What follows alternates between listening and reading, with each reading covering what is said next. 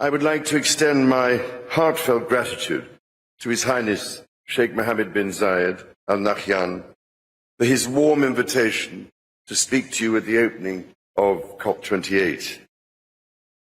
8 years ago, I was most touched to be asked to speak at the opening of COP21 in Paris, which of course culminated in the Paris Agreement, a landmark moment of hope and optimism when nations put differences to one side for the common good.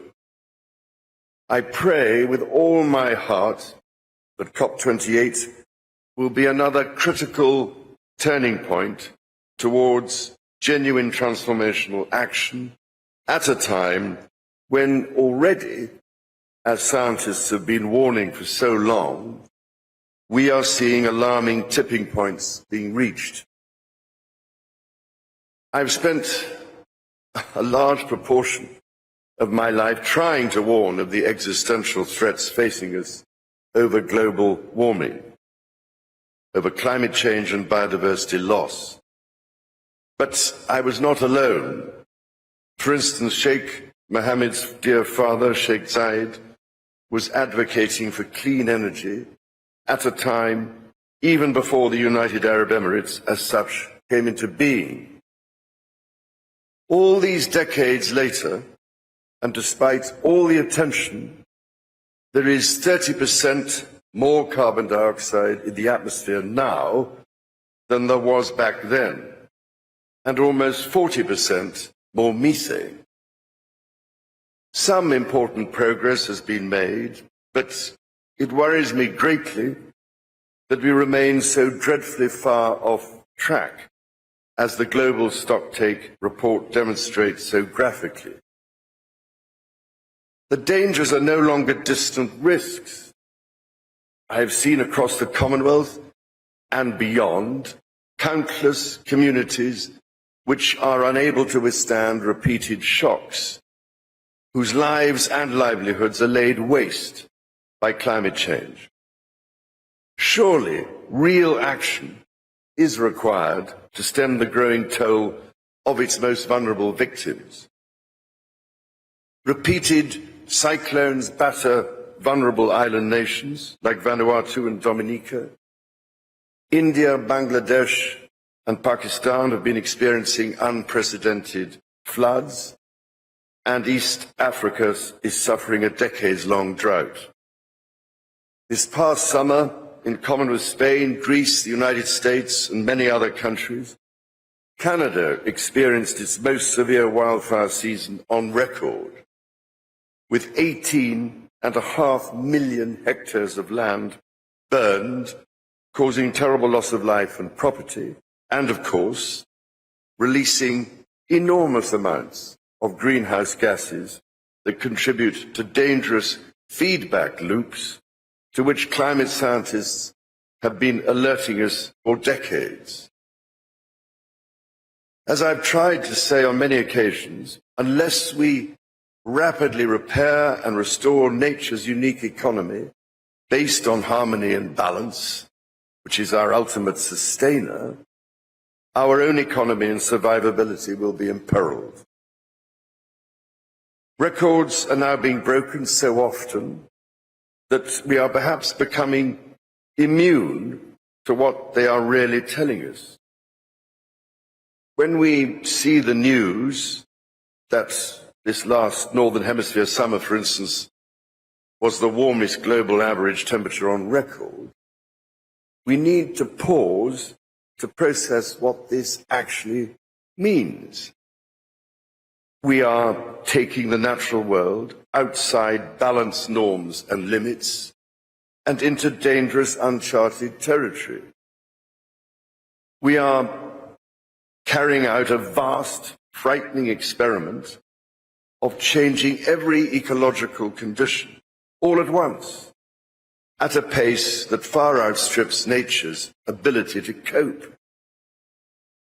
As we work towards a zero-carbon future, we must work equally towards being nature positive. With what we are witnessing, our choice now is a starker and darker one. How dangerous are we actually prepared to make our world? Dealing with this is a job for us all. Change will come by working together and making it easier to embrace decisions that will sustain our world, rather than carry on as though there are no limits or as though our actions have no consequences. As you gather, ladies and gentlemen, for these critical negotiations, the hope of the world rests on the decisions you must take. I can only encourage you to consider some practical questions which might inform the task ahead of you. Firstly, how can our multilateral organizations, which were established at a different time for different challenges, be strengthened for the crisis we face? How can we bring together our public, private, philanthropic and NGO sectors ever more effectively so that they all play their part in delivering climate action, each complementing the unique strengths of the others?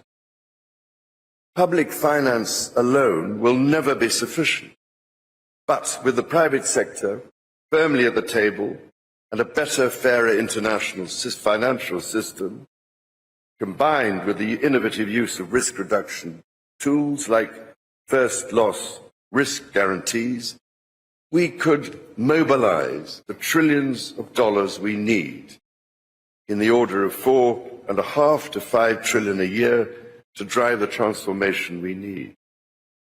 Secondly, how can we ensure that finance flows to those developments most essential to a sustainable future, and away from practices that make our world more dangerous, across every industry in every part of the world? I have, for instance, been heartened by some of the steps taken by parts of the insurance sector, which plays such a vital role in incentivizing more sustainable approaches and providing an invaluable source of investment to reduce the risks we face. Thirdly, how can we accelerate innovation and the deployment of renewable energy, of clean technology and other green alternatives to move decisively towards investment in this vital transition across all industries? For instance, how can we increase investments in regenerative agriculture, which can be a nature-positive carbon sink? What incentives are necessary? And how can those which have a perverse impact be eliminated with all due speed? Fourthly, how can we bring together different solutions and initiatives to ensure coherent long-term approaches across sectors, countries and industries? For virtually every artificial source of greenhouse gas emissions, there are alternatives or mitigations which can be put in place. That is why it is encouraging to see industry transition plans being developed both nationally and globally, which will help each sector of our global economy onto practical pathways to a zero-carbon, nature-positive future. And, ladies and gentlemen, fifthly, how can we forge an ambitious new vision for the next 100 years? How can we draw on the extraordinary ingenuity of our societies, the ideas, knowledge and energy of our young people, our artists, our engineers, our communicators, and importantly, our indigenous peoples, to imagine a sustainable future for people everywhere, a future that is in harmony with nature, not set against her. Ladies and gentlemen, in your hands is an unmissable opportunity to keep our common hope alive. I can only urge you to meet it with ambition, imagination, and a true sense of the emergency we face, and together with a commitment to the practical action upon which our shared future depends. After all, ladies and gentlemen, in 2050, our grandchildren won't be asking what we said. They will be living with the consequences of what we did or didn't do. So if we act together to safeguard our precious planet, the welfare of all our people will surely follow. And we need to remember too that the indigenous worldview teaches us that we are all connected, not only as human beings, but with all living things and all that sustains life. As part of this grand and sacred system, harmony with nature must be maintained. The earth does not belong to us. We belong to the earth.